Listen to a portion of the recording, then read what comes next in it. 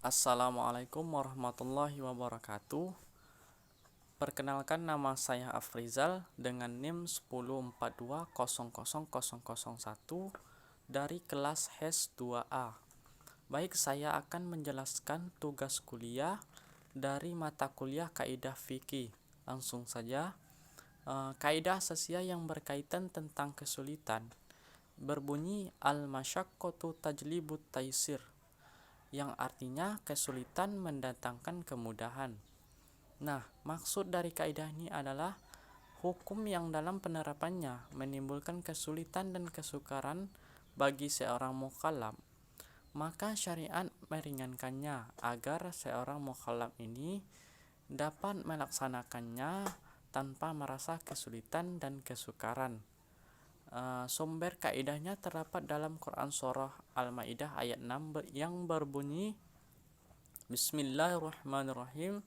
Ya ayyuhalladzina amanu idza kuntum ilas salati faghsilu wujuhakum wa ardiyakum ilal marafiq wamsahu biru'usikum wa arjulakum ilal ka'bain wa in kuntum junuban fattahharu wa in kuntum mardo aw ala safarin aw jaa'a ahadum minal ghaiti aw lamastumun nisa falam tajidu ma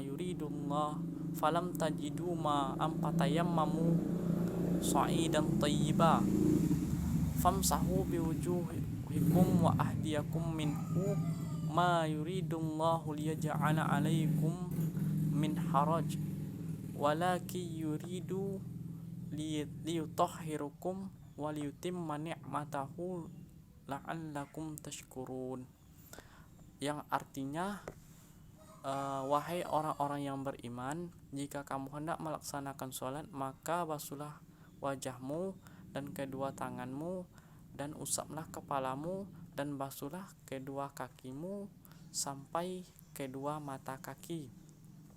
Dan jika kamu junub, maka mandilah.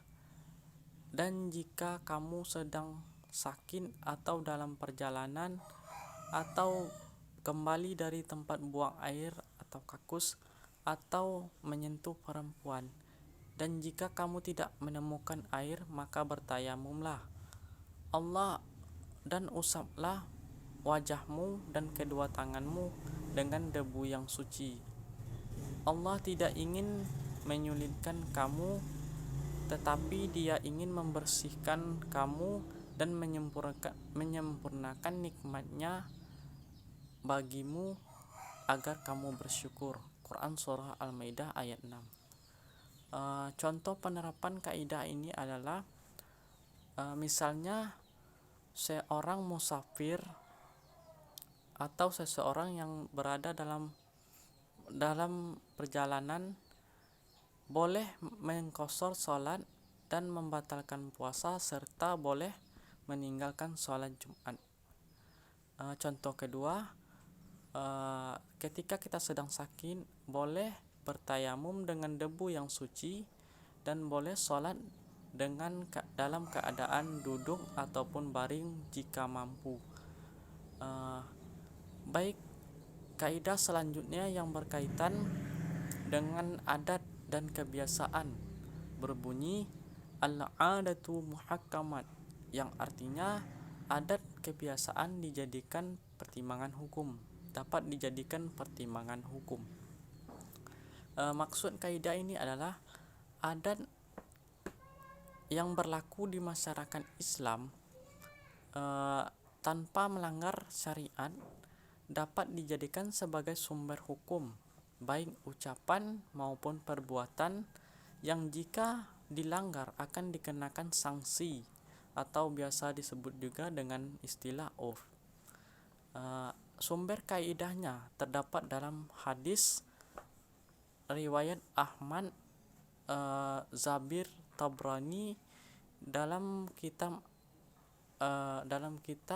Al-Kabir bin Ibnu Mas'ud yang berbunyi ma ra'ahul muslimuna hasanah indallah hasanah wa ma ra'ahul muslimuna syai'a indallah syai'a, yang artinya apa yang dipandang oleh orang-orang muslimin itu baik, maka baik pula dipandang oleh Allah, dan apa yang dipandang oleh orang muslimin tersebut buruk, maka digolongkan sebagai perkara buruk pula oleh Allah. Contoh penerapan dari kaidah ini adalah seperti ketika seseorang memelihara sapi orang lain, untung upahnya diperhitungkan dengan anak pertama dari sapi tersebut diberikan kepada orang yang memelihara, dan anak yang kedua dari sapi tersebut diberikan kepada orang yang punya sapi. Begitulah seterusnya hingga dilakukan secara berganti-ganti. Contoh yang lainnya yaitu seperti konsep hak asasi manusia, gender, dan demokrasi yang sebelumnya juga diterapkan atau dijelaskan dalam Quran ataupun hadis para nabi. Baiklah, itulah yang dapat saya sampaikan. Sekian dan terima kasih. Wassalamualaikum warahmatullahi wabarakatuh.